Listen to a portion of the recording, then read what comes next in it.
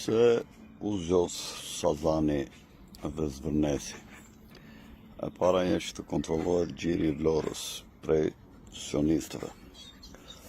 E dyta, nëpërmjet ishullit të Sazanit kërkojnë të kontrollojnë një nga 5 pikat më të rëndësishme të botës, që janë kanali i Suezit, ngushtica e Dardaneleve, ngushtica e Bosforit, që del në det zi, Dardanelet që të nxjerrin nga deti Marmaran në detin Egje, kanali Panamas. Janë këto shilla dhe Karibda që quhen në ishujt në jug të Italisë, që shërbejnë për tregti në gjithë kontinentin, por nuk janë kaq të rëndësishme sa Otrantoja. Dhe është edhe një kanal që s'po më kujtohet mirë, që kalon në Indonezi dhe Filipine. Në Indonezi është një kanal shumë kilometra që të çon në drejt Kinës, rruga tregtare drejt lindjes së largme, nga lindja e mesme, është sigurisht dhe ngushtica e Ormuzit. Këto janë disa nga pikat më të rëndësishme, dhe Gibraltari, disa nga pikat më të rëndësishme të botës sot. Dhe sionistët, Trumpi është një evangelist që janë të bindur për atë eskatologjinë e evangelistëve, ku do vi Jezusi, po pasi të bëhet tempulli i tretë i Jeruzalemit nga çifutët, atëherë do të vi Mesia, por këta shumë veta që ishin si katolik, të evangelistët në përgjithësi janë conversos. Shumica e tyre, bile conversosit kanë marrë dhe janë dhe shumë nga familjet e papave. Sepse u kthyen nga çifut në kohën e Izabelës dhe Ferdinandit Kastiljes, u kthyen në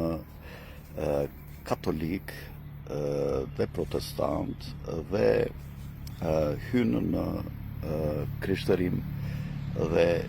njëra palë gjujshët mbanin bangat, meqense atyre nuk e ndalon të feja, ndërsa konversosit ju futën politikës dhe administratës për të ndihmuar tregtarët që i kishin mbetur gjuish dhe bankierë. Dhe të dy së bashku tash i kanë krijuar evangelizmin dhe fenë gjuish që futën. Pse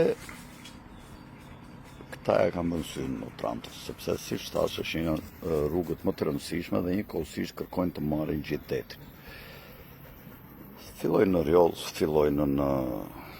lart në Malzi, në tokat e shqiptarëve, në Ulqin, që po ja u blejnë të gjithë, dhe Bin Zayedi, Emirateve të Bashkuara, i cili është i vetmi pro-sionist i hapur në Arabinë Saudite, që ka aleancë me Izraelin, luftë kundër Iranit, dhe ata luajnë lekët e bankierëve që futë, sigurisht, si që kanë luajtur edhe këta bankierët amerikanë që u bën me lekët e Rothschildëve dhe të Warburgëve, të Susave, të bankierëve të tjerë britanik, gjuish britanik. JP Morgan, e këta kur di JP Morgan 15% kishte të parave, që gjithë amerikanët e dinin se ishte bank protestantit. JP Morgan fakta ishte bank e gjujshve. Lehman Brothers e gjitha që u bën në Amerikë janë bankat e këtyre që i rekrutovi, dhe Rockefeller kanë punuar me lekët e Rothschildëve. Këta i rekrutovi një person që quhet Jacob Schiff, që vdiq në vitin 1917 ose 18 në mes të luftës së parë botërore, dhe ky ishte kreu më i fuqishëm i Rothschildëve në Amerikë. Ky bëri bankën qendrore me Warburgët edhe me miqtë e tjerë të tij,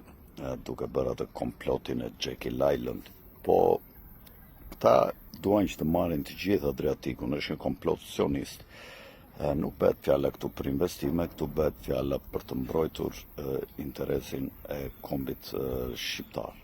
Tash pse Berisha dhe Rama këmbëngulin për këtë? Për Ramën nuk jam shumë i sigurt, se ndoshta 1% e vogël është ju ka bërë në lojë për të futur në kurth Trumpin tash për zgjedhjet në 1/3 që bëhen të këtyre kongresmenëve dhe senatorëve, dhe në qoftë se nuk është kështu, gjërat janë kështu siç duken, pra Rama është kundër Sorosit dhe po luan bashkë me Berishën për Trumpin. Berisha është naiv dhe nuk e kupton që Trumpi shumë shpejt mund dal nga loja dhe mund të vinë përsëri Sorosianët dhe në Amerikë, demokratët, dhe ai nuk do ta ketë të lehtë përballë tyre që po i tradhton, sepse ai ka qenë bashkë me ta, i ka pritur Sorosin, e ka takuar, i ka dhënë partinë nëpërmjet Lulit që e kërkuan ata, pavarësisht se Beris kur e dha, po në fakt kërkonte ta kontrollonte. Berisha është i trysnuar një, dhe e dyta ka frikë nga lëvizja popullore, sepse e di që po krya një parti e fuqishme, ai do të dalë nga loja bashkë me Ramën dhe mund të ketë një reagim të përgjithshëm më të egër ndaj këtyre dy tiranëve të politikës shqiptare. Sigurisht që ndryshimet duhet vinë me zgjedhje, ndryshimet e qeverive, sepse askush nuk t'i njen në botë, qofse vjen pas zgjedhje. Dhe Rama ushit ke sionistët, doli kundër Sorosit që e vurin pushtet dhe kundër evropianëve, të cilët në luftën në Iran ishin kundër sionistëve dhe kundër evangelistëve të Shteteve të Bashkuara. Rama tashi ndodhet i trysnuar nga një përpjekje e këtyre të birnit me Open Society, të cilët me sa duket po përpiqen të sjellin në pushtet në të majtën një lali të dytë, të gjendojnë lali të dytë. Ndoshta mund të jenë përpjekur të sjellin atë tikun që e dërguan aty në për ato tubimet, ndoshta kanë zgjedhur ndonjë tjetër nga këto toj feve të tyre që kanë të korruptuar dhe të kompromentuar dhe do përpiqen që të mbajnë lëvizjen. Berisha ka shumë frikë nga Trumpi, sepse ka frikë se mos i ndërsej fuqimisht Spakun dhe bëhet Spaku me Ramën dhe me Trumpin dhe i vërsulen Berishës për ta shpartalluar dhe për ta hedhur mbrapa ekurave. Kështu që e vetmja stre shpëtimi është që mos dalë nga politika, është lufta kundër rebelimit popullor ndaj tyre dhe mbështetja e Shtetit e Bashkuara. Dhe në këtë mënyrë mendon që t'ja hedhë nga Spaku, por ai në fakt mund të bjerë nga shiu në breshër, sepse në qoftë se, siç duken gjasat, lëvizja e re që po krijohet bëhet një uragan dhe i merr para dy ato partitë në zgjedhjet e ardhshme dhe do të ketë një luftë më të egër ndaj atyre që do të vinë ndaj dyshës Berisha Rama, sigurisht që dhe Spaku do të reagojë në përputhje me tendencën e përgjithshme shoqërore që përfaqësojnë këtë parti nëse do bëhen një uragan.